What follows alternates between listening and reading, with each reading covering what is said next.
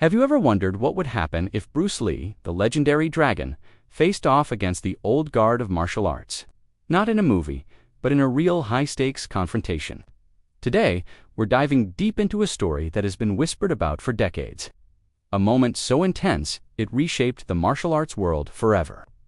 We're talking about the time Bruce Lee was challenged by traditional masters, not on a film set, but in his own dojo, with his reputation and even his right to teach on the line.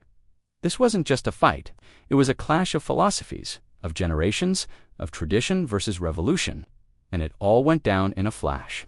The year is 1964. Bruce Lee, still in his early 20s, has just opened his Jun Fan Gung Fu Institute in Oakland, California. He's a firebrand, teaching his revolutionary ideas to anyone willing to learn, regardless of their background. This was a radical move. At the time, the traditional Chinese martial arts community in America was very insular. They believed Gung Fu was a secret, a treasure to be shared only with other Chinese people. So, when this young, charismatic fighter started teaching non-Chinese students, it sent shockwaves through the community. They saw it as a betrayal, a dilution of their sacred art. The elders were not happy, and they decided to do something about it. They sent an emissary, a well-respected master from the local community named Wang Jackman. The challenge was laid down, a formal duel. The stakes were incredibly high.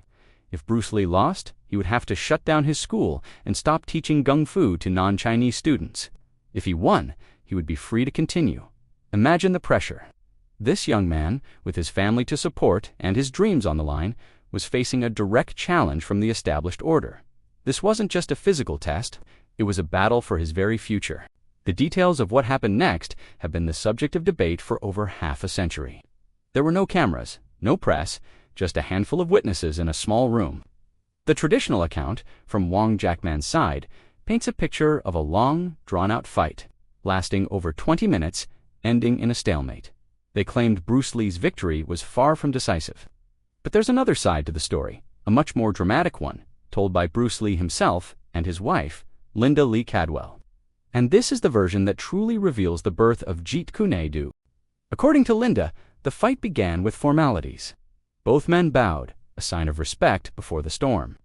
Wang Jackman, representing the traditional styles, immediately took a classic defensive stance. Bruce, however, was like a coiled spring. He didn't wait. He didn't play by the old rules. He exploded forward with a series of straight punches, aiming directly for his opponent's face. Wang immediately turned and tried to run. Bruce chased him, landing blows to the back of his head. This wasn't the graceful, choreographed dance people expected from a Gung Fu duel. This was raw, efficient, and brutal. Bruce was relentless. He pursued Wang across the room, finally cornering him. He unleashed a furious combination of strikes, forcing Wang to the ground. Bruce pinned him and was about to deliver a final decisive blow when he heard Wang yield. He had won. But the duration of the fight is where the story gets even more interesting. It wasn't 20 minutes. It wasn't even 5. According to Linda and Bruce, the entire confrontation, from the first move to the final surrender, lasted around 3 minutes. For Bruce Lee, this was an eternity. He was furious with himself. Why? Because he felt he should have ended it much, much faster. He had chased his opponent, wasting energy. His traditional Wing Chun training, while effective, had limited him. He realized that fixed patterns and classical techniques were like a cage. In a real fight, a street fight, there are no rules, no forms, no honor in waiting for your opponent to make the first move. Survival is all that matters. This fight was the ultimate wake-up call. It was the moment he understood that the classical martial arts, as powerful as they were not the complete answer.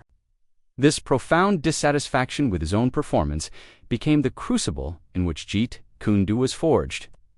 Jeet Kune Do, the way of the intercepting fist, wasn't just another style. It was a philosophy. It was about stripping away the non-essential, being direct, and adapting to the moment.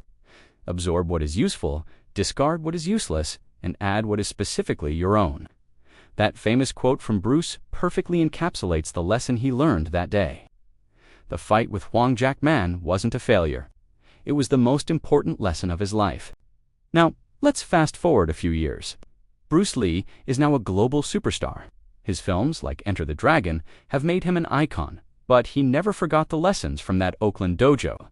He was constantly refining his art, pushing his body and mind to the absolute limit.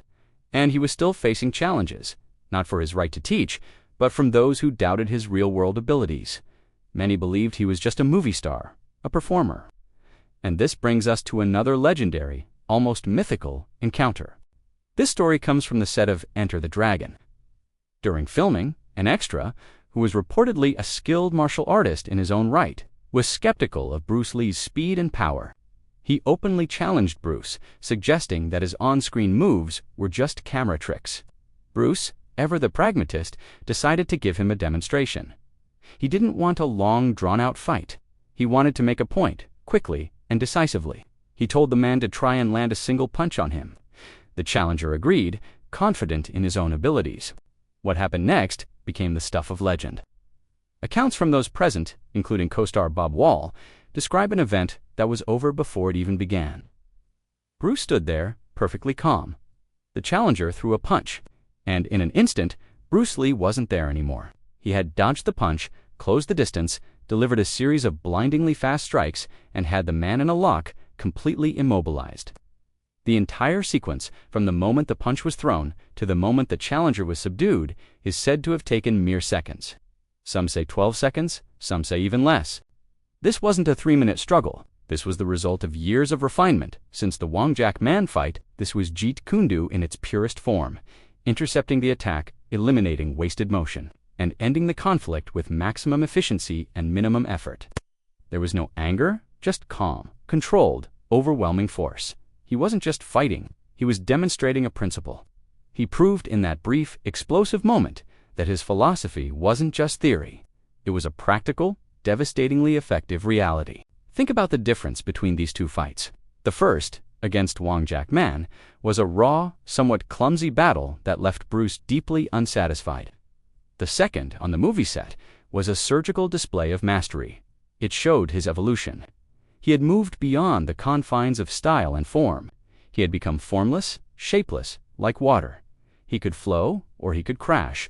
He was no longer just a Wing Chun practitioner or a Gung Fu master. He was simply Bruce Lee, an artist of combat. These stories, whether the 3-minute brawl or the 12-second demonstration, highlight the core of Bruce Lee's genius. It wasn't just about being the strongest or the fastest. It was about relentless self-improvement and the courage to question everything, even your own cherished beliefs. He challenged the traditions of martial arts not out of disrespect, but out of a burning desire to find the truth in combat. He knew that real-world violence is chaotic and unpredictable, and clinging to rigid patterns could get you killed. His legacy is not just in his incredible films or his mind-blowing physical feats. It's in the millions of martial artists worldwide who have been inspired to think for themselves, to test their techniques, and to find their own path. From the early days of mixed martial arts, with pioneers like UFC founder Dana White calling Bruce Lee the father of MMA, his influence is undeniable. He broke down the walls between styles and encouraged cross-training long before it was mainstream. So, the next time you watch a Bruce Lee movie and see him move with that impossible speed and grace, remember the real-life struggles and confrontations that shaped him. Remember the young man who risked everything in a dojo in Oakland, and the superstar who could prove his philosophy in 12 seconds without breaking a sweat. Bruce Lee wasn't just a dragon on the screen. He was a revolutionary who redefined what it means to be a martial artist. Thank you so much for joining me on this deep dive into a pivotal moment in martial arts history. What do you think about these legendary fights? Do you believe the 3-minute version or the 20-minute one? Let me know in the comments below. And if you enjoyed this video, don't forget to hit that like button, subscribe, and ring the bell so you never miss another story. Until next time, walk on.